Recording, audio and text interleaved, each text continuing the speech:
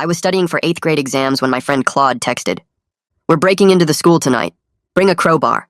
I replied with LMAO, because Claude was a rule follower, the type to remind the teacher to check the homework just so he could collect another A+. But within seconds, he had already responded with, "Everything depends on this." My stomach dropped. Claude didn't joke about stuff like this. He wouldn't even share homework answers, let alone plan a break-in. I called him immediately, but he wouldn't pick up. Just texted back, "Can't talk. Meet me behind the gym at midnight, please." That please got me. Claude had tutored me through algebra last year when I was failing. Spent his lunch periods making sure I understood quadratic equations when everyone else had given up on me. I owed him everything. The next 2 hours crawled by. I tried focusing on my history notes, but kept reading the same paragraph about the Civil War over and over. My parents went to bed at 11. I waited another 20 minutes to make sure they were asleep, then slipped out my window in old jeans and a black hoodie. The crowbar from Dad's garage felt wrong in my backpack, heavy like guilt. I biked through empty suburban streets, avoiding the main roads where cops might be patrolling.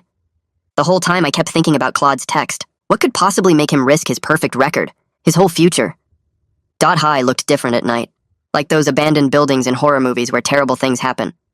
I found Claude behind the gym, dressed all black, pacing back and forth. His hands were shaking. "Thank goodness you came," he whispered, and his voice cracked a little. "They're demolishing the old computer lab at 6 tomorrow morning." "So?" I asked, confused. The computer lab had been closed for years. "I can't explain yet. Just trust me, okay?" His eyes were wild, desperate in a way I'd never seen. This wasn't the Claude who calmly explained polynomials. This was someone barely holding it together. He led me to a window on the side of the building, one he'd apparently loosened during school earlier. "I came back after detention and prepped it," he explained. Whatever this was about, it was eating him alive. I pried the window open with the crowbar, the sound making us both freeze. We crawled through into the old computer lab, dust sheets covering ancient monitors like ghosts. Claude went straight to a specific computer in the corner, dropping to his knees and searching frantically behind it. "It's not here!" His voice pitched higher, panicked. "It has to be here!" He scrambled to the storage room connected to the lab, tearing through boxes of old keyboards and tangled cables. I'd never seen him like this, throwing things, not caring about the noise. "Claude, what are we looking for?" I demanded, but he just kept searching, muttering 39 minutes. We had 39 minutes of camera footage. Footsteps echoed from upstairs. We both dove under desks, holding our breath as the security guard's steps passed overhead and continued down the hall. As soon as they faded, Claude went back to searching, even more frantic now. That's when I saw tears on his face. Claude, who didn't even cry when he broke his arm in PE, was crying. "Please," he whispered to himself. "Please be here." He spotted something behind an old printer and yanked out a dusty camcorder bag. Inside was an old camera with a mini DV tape, and Claude clutched it to his chest like he'd found buried treasure. "Is that what we came for?" I asked, completely lost. He finally looked at me, really looked at me, and the words tumbled out. 3 months ago, my big brother and I were messing around after school. We found this old camcorder and started filming stupid comedy sketches. Him doing impressions, me attempting parkour, both of us just being idiots. His voice broke. Sam died 2 weeks later. That car accident on Route 93. I remembered. Claude had been absent for a week. When he came back, teachers spoke to him in soft voices, and nobody asked him questions in class. "This is the only video I have of him just being himself," Claude continued. "Not graduation or holiday photos where everyone's posing. Just Sam being Sam. I forgot it was here until I saw the demolition notice yesterday. I tried asking the principal, the janitor, everyone. They all said no entering construction zones. That's when we heard it. 'Stop right there!' A fat man bellowed from around the corner. It was the security guard. Through the windows, police cars were already pulling in. What Claude did next made me realize that the straight-edged student thing was all an act. Brian Richardson moved toward us fast, his radio already at his mouth calling for backup, and Claude grabbed my arm, whispering, "Run," but I could see the police lights already pulling into the parking lot through the dusty windows. We were trapped between the security guard blocking the computer lab exit and the cops coming through the main entrance, and Claude still clutched that camcorder to his chest, like dropping it would kill him. I made a split-second decision and stepped in front of Claude, putting myself between him and the security guard, because Claude had been through enough losing Sam without getting tackled by a 250-pound former cop who probably played football in high school. Brian Richardson stopped about 10 feet away, breathing hard from running, his hand going to his belt where pepper spray hung in a black holster. He was yelling at us to put our hands up and not move, his face red and sweaty under the buzzing fluorescent lights. Claude was shaking so badly behind me I could hear his teeth chattering, and I realized he wasn't the smart rule breaker the security guard thought he had caught. This was just a kid who missed his dead brother, so much he was willing to risk everything for 39 minutes of video. I raised my hand slowly and said we weren't armed, we were just students, please don't hurt us, trying to sound calm even though my heart was beating, so hard I could feel it in my throat. My voice came out higher than normal, kind of squeaky and scared. Officer Seth Barlow came through the door with his partner right behind him, both with hands on their weapons, and Brian Richardson quickly explained he caught us breaking in through the window on the east side. The officers separated us immediately, one taking Claude to the far corner while Seth Barlow kept me near the door with his hand still resting on his gun. I watched Claude's face fall apart as they took the camcorder from his hands to bag as evidence, his mouth opening in this silent cry that made my chest hurt. Seth Barlow asked for my name, age, and parents' phone number in this tired voice like he had done this 1,000 times with stupid kids doing stupid things they thought were smart. I gave him the information while watching Claude across the room, trying to explain something to the other officer, his words coming out too fast and mixed up to understand. The other officer just kept shaking his head and writing things down on a small notepad. They made us sit on the floor with our backs against opposite walls while they searched the computer lab for more people or weapons or whatever else they thought might be hiding. Claude wouldn't look at me, just stared at the clear evidence bag containing the camcorder, and I could see tears running down his face that he wasn't even trying to hide anymore. His whole body was shaking like he was freezing even though it was warm in the lab. Seth Barlow found my backpack with the crowbar inside, and his expression changed from routine boredom to serious worry as he held it up and asked if I used this to break in. I admitted yes because lying seemed pointless now, and he looked at his partner in a way that told me we had crossed from simple sneaking around into something way more serious with the breaking and entering tools. His partner nodded and said something into his radio about possible burglary charges. Brian Richardson explained he was doing his regular rounds when he heard noises from the closed-off wing and came to check, finding the loosened window that someone had messed with earlier. The officers took photos of everything with their phones and a fancy camera, the window, the crowbar, the disturbed dust sheets covering the old computers, the camcorder in its evidence bag, even our shoes so they could match them to footprints in the dust. The camera flashes kept going off, making white spots in my vision. Seth Barlow's partner called for a juvenile transport unit on his radio, while Seth started the formal arrest thing, reading us our rights in this flat voice that made everything feel weird and scary at the same time. You have the right to remain silent. Anything you say can and will be used against you. You have the right to an attorney. Claude finally looked at me then, his eyes all red and puffy from crying, and mouthed, "I'm sorry," across the room. I tried to mouth back that it was okay, but I don't think he saw because the officer near him told him to face forward. They put these plastic zip tie things on our wrists instead of metal handcuffs, which somehow made it feel both less scary and more scary at the same time. The plastic dug into my skin, and I couldn't move my hands apart at all. The officers led us out separately through different doors, Seth taking me toward the main entrance while his partner took Claude the other way. I caught one last look at Claude being walked toward a police car in the parking lot, his shoulders shaking up and down with crying he was trying to keep quiet. The night air hit my face and I realized I was sweating even though I felt cold inside. Seth Barlow opened the back door of his police car and guided me inside with one hand on my head so I wouldn't hit it on the doorframe. The seats were hard plastic that smelled like cleaning chemicals and old coffee. He got in the front seat and adjusted his rearview mirror to look at me. His partner was putting Claude in a different car across the parking lot. Seth started the engine and pulled out of the school lot slowly, taking the back roads instead of the main streets. He cleared his throat and said my parents were being called right now and would meet us at the station, his voice softer than it had been at the school. He asked if I understood why what we did was serious. I nodded and said yes because I did understand. Even though sitting there with my wrists still zip-tied behind my back, I knew I would probably do it again for Claude if I had to. Seth looked at me in the mirror for a long moment before turning his eyes back to the road. The station was only 10 minutes away, but it felt like an hour with nothing to do but watch streetlights pass by and think about how much trouble I was in. We pulled into the back entrance of the police station, where there were no windows for people to see us being brought in. Seth helped me out of the car and cut the zip ties off my wrists with a small knife from his belt. My hands tingled as blood rushed back into them. He led me through a gray hallway with fluorescent lights that made everything look washed out and depressing. Other officers looked up from their desks as we passed but didn't say anything. Seth took me to a small room with plastic chairs and a metal table bolted to the floor. The fluorescent lights buzzed in this annoying way that made my head hurt, and everything felt harsh and too bright. A different officer came in with a paper cup of water and set it down in front of me. He said my mom was on her way and should be here soon, then left me alone in the room. The door stayed open, but I could see officers walking back and forth in the hallway outside. I drank the water even though I wasn't really thirsty, just to have something to do with my hands. The reality of what we had done started sinking in while I sat there. I had never been in trouble with police before. Never even gotten detention at the school. Now I was sitting in a police station at 2 in the morning, waiting for my mom to come get me after breaking into school with a crowbar. The clock on the wall ticked loudly, and I watched the minutes crawl by. 15 minutes, 20, 30. I started thinking about Claude in another room somewhere in this building, probably just as scared as I was. 40 minutes after I got to the station, I heard my mom's voice in the hallway asking where I was. She sounded terrified and confused at the same time. An officer directed her to my room, and she came through the door looking like she had just rolled out of bed and thrown on clothes. Her hair was messy and sticking up on one side, and she was wearing sweatpants with one of my dad's old t-shirts. She rushed over and hugged me hard, checking my face and arms to see if I was hurt. Then she stepped back and asked what was I thinking in this broken voice that made me feel worse than any yelling could have. I tried to explain, but the words got stuck in my throat. Seth Barlow came in then and asked if we could talk in his office. Mom kept her hand on my shoulder as we followed him down another hallway to a small office with papers stacked everywhere. Through the window, I could see into another office where Seth was bringing in Claude's dad, Jasper Floyd. Jasper looked devastated, his face all pale and drawn as the officers explained the situation to him.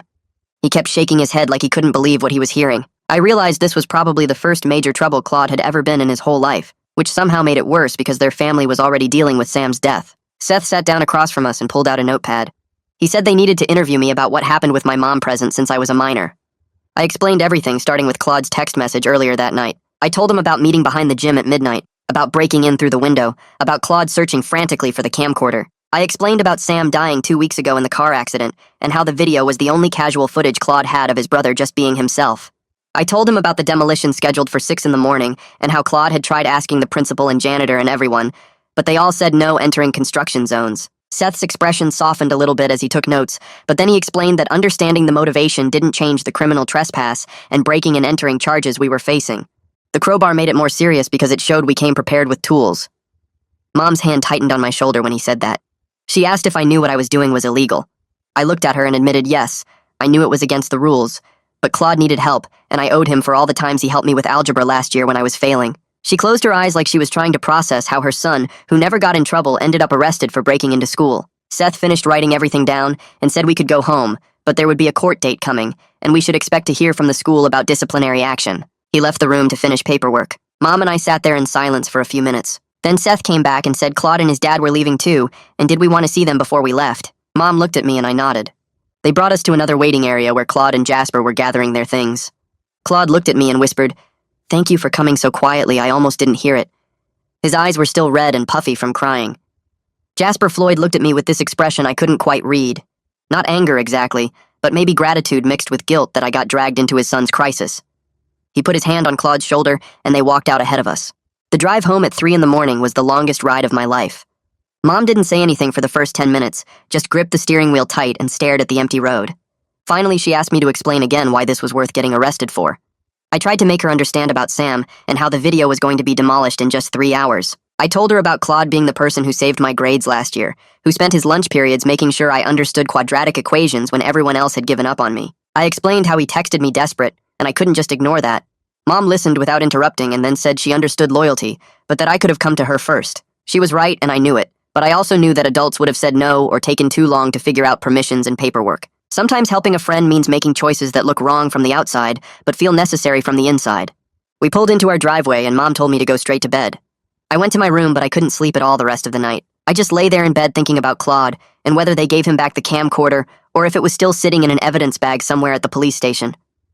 My phone was confiscated as part of my punishment, so I couldn't even text to check if he was okay. I stared at the ceiling, listening to birds start chirping outside as the sky got lighter, knowing that in a few hours the demolition crew would arrive at the school and turn that old computer lab into rubble. At 6 in the morning, I heard the rumble of heavy machinery starting up somewhere in the distance. The demolition crew had arrived at the school. I rolled over in bed and stared at my ceiling, thinking about that dusty camcorder and how if we hadn't broken in last night, the video of Sam would be crushed under concrete and metal right now. The thought didn't make getting arrested feel better exactly, but it made the whole thing seem less pointless. I pulled my blanket over my head and tried to fall asleep, but my brain wouldn't shut off. 2 hours later, Mom knocked on my door and came in without waiting for an answer. She sat on the edge of my bed and told me Principal Evans had called and wanted to see us at the school at 10 o'clock this morning. My stomach twisted into a tight knot because I knew what this meant. Suspension for sure, maybe even getting kicked out completely. My record had been clean up until last night, and now there would be this huge black mark following me around forever. Mom asked if I wanted breakfast, but I shook my head because the idea of eating made me feel sick. She left me alone to get dressed and I put on jeans and a plain shirt, nothing that would make me stand out or look like I was trying too hard. The drive to the school was quiet except for the radio playing some talk show that neither of us was really listening to. Mom kept her eyes on the road and I watched houses and trees go past my window. We pulled into the parking lot at 9:50 and I saw Claude and his dad getting out of their car near the main entrance. Claude looked terrible, like he hadn't slept at all, with dark circles under his eyes and his hair sticking up in weird directions. Jasper Floyd nodded at Mom in this grim way that said they were both dealing with the same awful situation of their kids screwing up badly. We all walked into the building together without talking much. The main office waiting area had those uncomfortable plastic chairs that squeak when you move. Claude sat across from me and we made eye contact for a second before he looked down at his hands. His fingers were shaking a little bit, and I wondered if mine looked the same way. The secretary told us Principal Evans would be ready in a few minutes and we should wait there. Those few minutes felt like hours. I counted the tiles on the floor and tried not to think about what was about to happen. Finally, the office door opened, and Principal Evans stood there looking at all four of us. She asked us to come in together, which surprised me because I thought she'd talk to us separately. Her office was neat with diplomas on the wall and a big wooden desk in the middle. On that desk sat a clear plastic evidence bag with the camcorder inside. Principal Evans sat down behind her desk and folded her hands together. She explained that Officer Barlow had called her this morning and told her everything about last night, including the part about Sam dying and the demolition happening today. Her face was serious but not angry, more sad than mad. She looked directly at Claude and asked him why he didn't come to her first about getting the camcorder back before it was demolished. Claude's voice came out rough and quiet when he answered. He said he tried asking other people like the janitor and the assistant principal, but everyone told him no because of safety rules and construction zones being off limits. Principal Evans let out a long breath through her nose and said she wished he had come straight to her office because she would have made an exception for something this important. She would have gone into that computer lab herself and gotten the camcorder for him. The principal shifted in her chair, and her expression got more formal. She explained that even though she understood why we did what we did, breaking into school property was a serious thing that needed consequences. She was recommending a 3-day suspension for both of us, plus mandatory community service hours and a formal incident report that would go in our permanent records. Jasper Floyd spoke up then, and his voice sounded thick like he might cry. He explained that Claude had been struggling so much since Sam died, and this wasn't about being a bad kid or not caring about rules. This was about grief making people desperate. He said he took full responsibility for not seeing how badly his son needed help holding on to memories of his brother. Mom added that I had made a really poor choice, but it came from wanting to help a friend, and she'd already grounded me at home with no phone or computer for weeks. Principal Evans listened to both parents without interrupting them. Then she looked at Claude and me and asked if we understood why rules existed even when they felt unfair or got in the way of things that mattered. We both nodded. I heard myself saying that I understood there would be consequences, but if Claude needed me again, I would still help him, because that's what friends do. I knew it probably wasn't what Principal Evans wanted to hear, but it was the truth. She almost smiled at that, just a tiny bit at the corner of her mouth. She said loyalty was a good quality, but it needed to be balanced with better judgment and thinking through options before jumping straight to breaking laws. Principal Evans was quiet for a minute like she was deciding something important. Then she said she was changing her recommendation to a 2-day suspension instead of 3 days and 50 hours of community service for each of us that had to be finished before the end of the semester. We also had to write letters apologizing to Brian Richardson for scaring him during his night shift. The permanent record would have a note about what happened, but it would also include the circumstances about Sam's death and the demolition, which might help if colleges or other schools asked about it later. Principal Evans reached across her desk and picked up the evidence bag containing the camcorder. She opened it slowly and pulled out the dusty camera, turning it over in her hands like she was checking it for damage. Then she held it out to Claude across the desk, explaining that Officer Barlow had released it this morning since it was not actually evidence of any crime, just the reason someone committed one.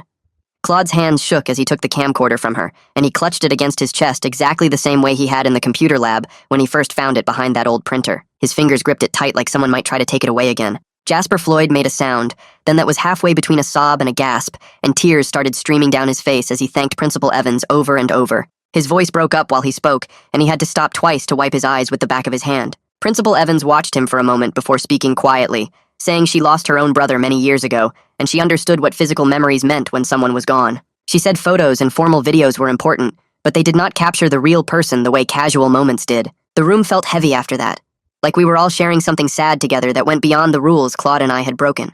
Even Mom looked like she might cry, and she reached over to squeeze my hand under the table. We sat in silence for maybe 30 seconds before Principal Evans cleared her throat and said we were dismissed, handing us each a folder with our suspension paperwork and community service assignment sheets. The papers listed where we had to go, who to report to, and how many hours we needed to complete before the end of the semester. Claude and I stood up at the same time, both of us still holding our folders, and we walked toward the door with our parents following behind us. In the hallway outside the principal's office, Claude finally turned to me and spoke directly for the first time since we got caught. He said he was sorry he got me arrested, his voice quiet and guilty. I told him to shut up because that is what friends do, and I meant it completely. Jasper overheard me say it, and he stepped forward to grip my shoulder hard in thanks, not saying anything but squeezing tight enough that I knew he meant it. Mom and Jasper exchanged phone numbers before we left, agreeing to stay in touch about the community service schedule and making sure we both showed up where we were supposed to. The next 2 days of suspension felt strange and uncomfortable in ways I had not expected. Part of me was relieved to avoid school and all the gossip that was probably spreading about what Claude and I did, but another part felt anxious about falling behind in my classes. I kept thinking about the homework assignments piling up and the lessons I was missing while sitting at home. Mom brought home my homework assignments from the school each afternoon, delivered by teachers who sent them to the office. I worked through them at the kitchen table while grounded from everything except studying, no phone or computer or TV or anything fun.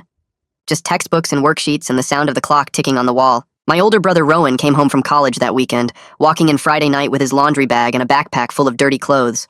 Mom told him what happened over dinner while I sat there pushing food around my plate and waiting for the lecture. But instead of yelling at me or telling me how disappointed he was, Rowan looked at me across the table and said it was stupid, but also kind of brave. Mom glared at him immediately and told him not to encourage bad decisions, but I felt slightly less like a complete failure after he said it. When I returned to the school on Wednesday morning, the story had already spread through the 8th grade, but not in the way I feared it would. People knew the basic facts about what happened, that Claude's brother died and we broke in to save a video, and we got caught by the security guard. Most of the reactions I got were sympathetic instead of mocking, with kids I barely knew coming up to say they were sorry about Claude's brother, or that they understood why we did it. A few people called us idiots, but even they said it in a way that seemed more impressed than mean. Claude and I started our community service together the following Saturday morning at the local food bank on the edge of town. The coordinator showed us where to sort donations, separating canned goods from boxed items, and checking expiration dates on everything. The work was boring and repetitive, standing at long tables and moving items from bins into different bins for hours. But being together made it easier, and we did not talk much about that night or what happened after. We just existed in the shared understanding of what we did and why we did it, sorting soup cans and pasta boxes in comfortable silence. During our third Saturday shift at the food bank, Claude brought his laptop in his backpack and asked during our break if I wanted to see the video. We sat on the curb outside the building with the laptop balanced on his knees, and he pulled up the file from the camcorder. It started with Sam standing in the computer lab doing terrible celebrity impressions, his voice going high and squeaky for one person and deep and growly for another. Claude laughed behind the camera, telling Sam he sounded nothing like the real celebrities, and Sam just grinned and did another impression even worse than the first. They spent the whole video just being goofy brothers, trying parkour moves that failed badly, and making up stupid comedy sketches that were not funny but made them laugh anyway. I understood completely watching it why this was worth everything we went through. The video was only 39 minutes long, but it captured Sam's personality in a way that graduation photos and holiday videos never could. Those formal recordings showed Sam posing and smiling politely, but this showed him being himself without trying to impress anyone. Claude told me he watched it every night before bed, sometimes crying through parts of it but mostly feeling less alone. He said it helped him remember Sam as a real person instead of just someone who died, keeping his brother alive in his memory through those 39 minutes of stupid jokes and failed stunts. At the school during the following week, our teachers were understanding about the suspension gap, and most offered to help us catch up without penalty. My algebra teacher pulled me aside after class one afternoon, the same teacher who knew Claude had tutored me through the subject last year when I was failing. She said real friendship was rare and valuable, even when it led to poor decisions, and she was glad I had someone like Claude in my life, and that he had someone like me in his. The next Monday at the school, Claude and I walked to the security office during lunch to deliver our apology letters to Brian Richardson. He was eating a sandwich at his desk when we knocked, and he looked up with this expression I couldn't quite read. Not angry, but not friendly either. We handed him the letters without saying much, just apologized again in person for scaring him that night and making his job harder. Brian opened Claude's letter first and read it slowly, his eyes moving across the page, and when he finished, he set it down carefully and looked at Claude for a long moment. He told us he had 2 kids our age, a son in 8th grade and a daughter in 7th, and he hoped they would have friends loyal enough to take risks for them if they ever needed it. But he also said we should have found another way, that breaking rules even for good reasons teaches the wrong lesson about how to solve problems.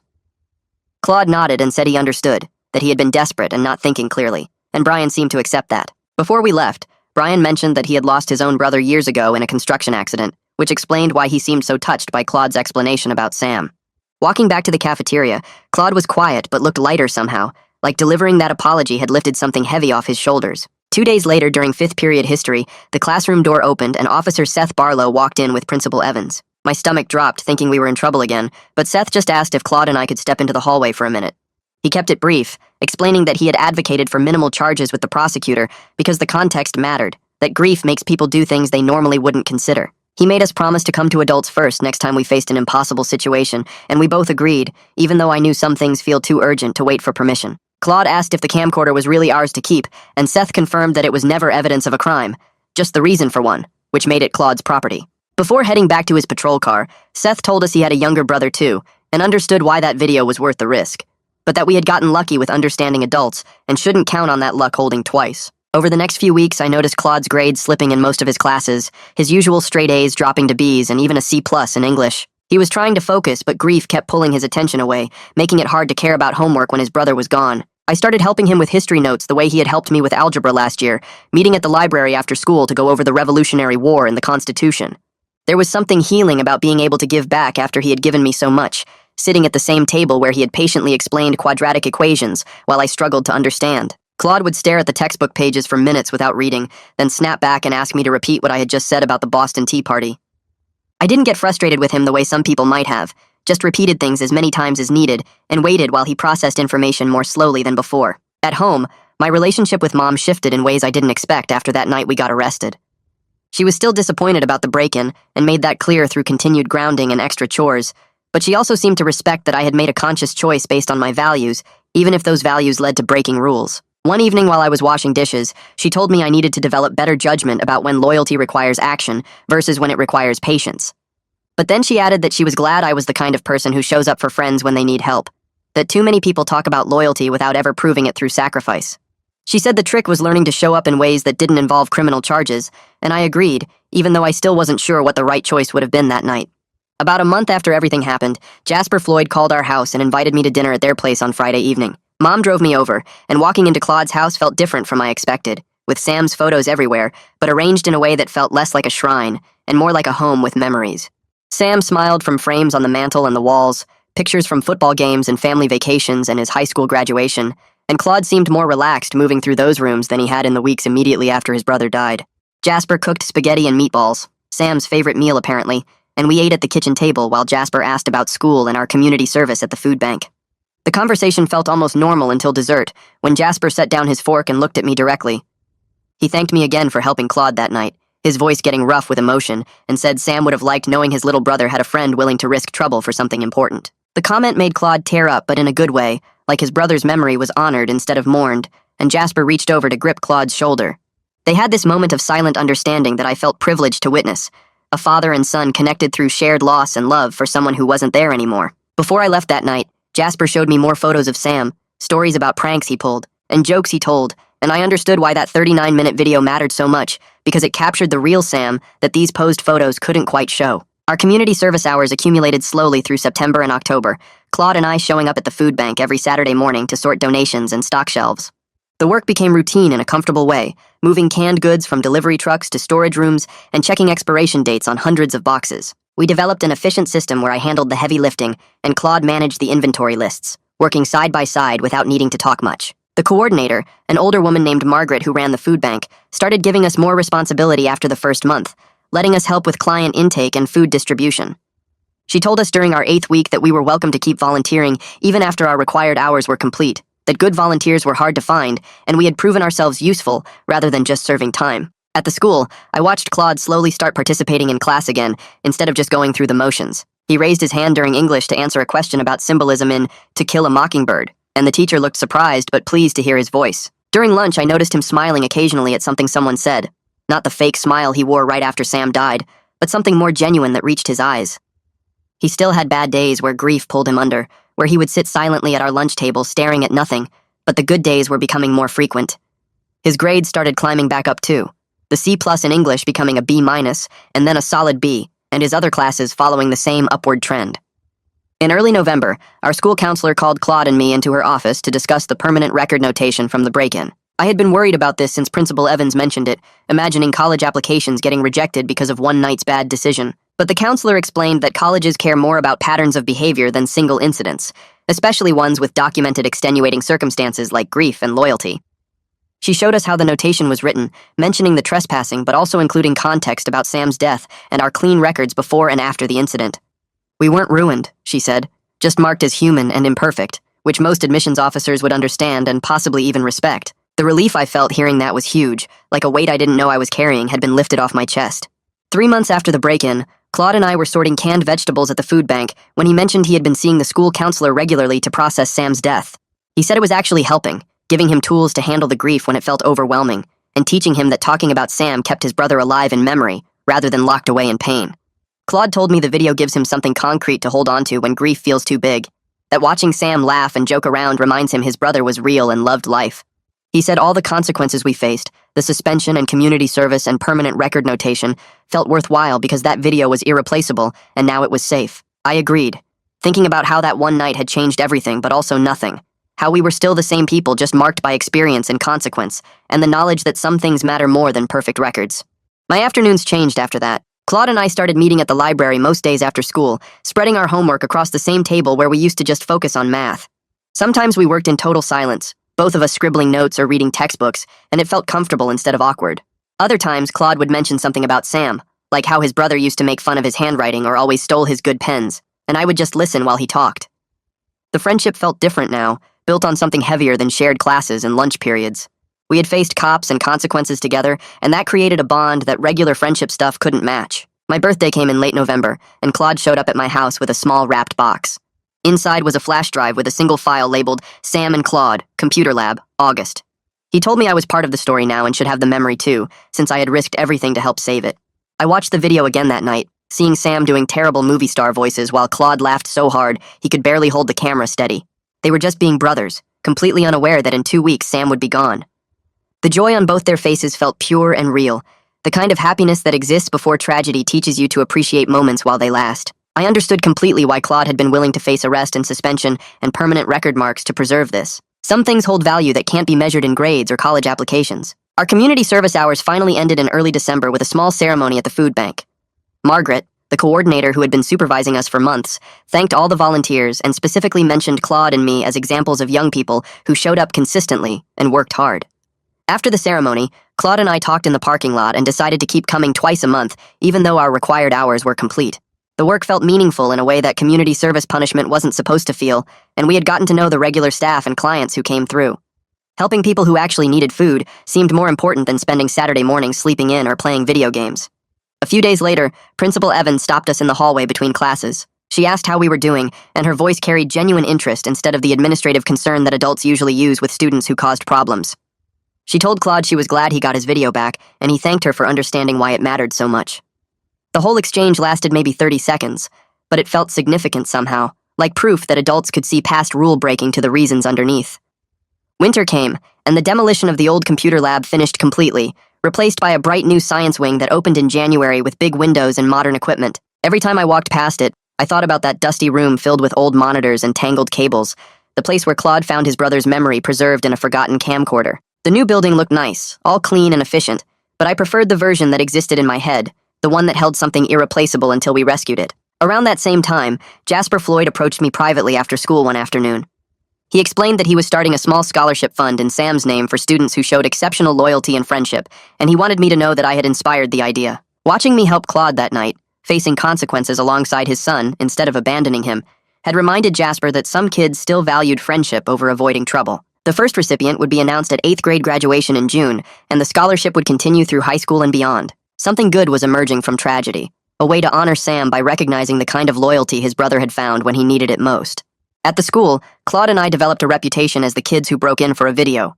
Instead of becoming a scandal that followed us around negatively, it turned into this story about friendship and grief that people seemed to respect.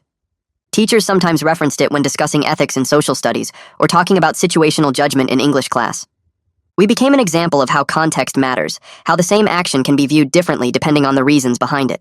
The permanent record notation existed, but it came with an asterisk of understanding that made it feel less like a stain and more like a mark of character. My grades stayed solid through the rest of the year, hovering around B+ and A- in most subjects. Claude maintained his mostly A record despite everything that had happened, proving that one night of rule-breaking hadn't destroyed his academic future. We studied for finals together in May, quizzing each other on history dates and science terms, and I realized the break-in had just become part of our stories. It was a night when loyalty mattered more than rules, when friendship meant facing consequences together, when preserving memory justified breaking laws. Our futures weren't ruined, just marked by experience and the knowledge that perfect records matter less than doing right by the people you care about. On the anniversary of Sam's death in early June, Claude texted asking if I wanted to watch the video with him. I went to his house that evening and found him and Jasper in Claude's room, the laptop already set up. We sat together and watched Sam being goofy and alive, doing impressions and making his little brother laugh. The video still made me understand why Claude had been desperate enough to break into school, why those 39 minutes of footage were worth any consequence. It felt sad watching it, knowing Sam was gone, but also beautiful in a strange way. This preserved moment of joy existed because we had saved it from demolition, and now it could help their family remember Sam as he actually was, instead of just the sanitized version that existed in formal photos. After the video ended, Jasper spoke quietly about being grateful we broke the rules. He said some things are worth the consequences, and having that video had helped their whole family process grief in healthier ways. Sometimes the right choice and the legal choice aren't the same thing, he told us, and learning that at 14 wasn't a bad lesson to carry forward. The video gave them something concrete to hold on to when grief felt too big, proof that Sam had been real and happy and loved his little brother. Rules mattered, Jasper said, but so did knowing when something mattered more. The weeks between Sam's anniversary and the end of 8th grade passed with this weird mix of normal school stuff and knowing Claude and I had this shared experience that set us apart. We started planning our high school schedules together during lunch in May, sitting in the cafeteria with course catalogs spread between our trays. Claude wanted to take honors English and advanced algebra, while I was aiming for regular English and geometry, but we both signed up for the same history and science classes, so we'd have at least 2 periods together every day. The suspension felt like ancient history by then, just this thing that happened that we didn't talk about much, but that definitely changed how we saw rules and consequences. Our teachers had moved on from treating us like we needed special handling, and other kids stopped asking about the break-in, so it became part of our story instead of the whole story. My grades stayed solid through finals, mostly B's with an A in history, and Claude maintained his usual mix of A's and A-minuses, despite everything that had knocked him sideways earlier in the year. We studied together for exams the same way we'd been doing all year, quizzing each other on dates and formulas and vocabulary words, and I realized the friendship felt different now, built on something stronger than just him helping me pass algebra. The permanent record notation existed somewhere in our files, but it came with enough context that our counselor said colleges would understand we weren't actual delinquents, just kids who made a choice based on grief and loyalty. Our final community service Saturday at the food bank arrived in early June, right before 8th grade graduation.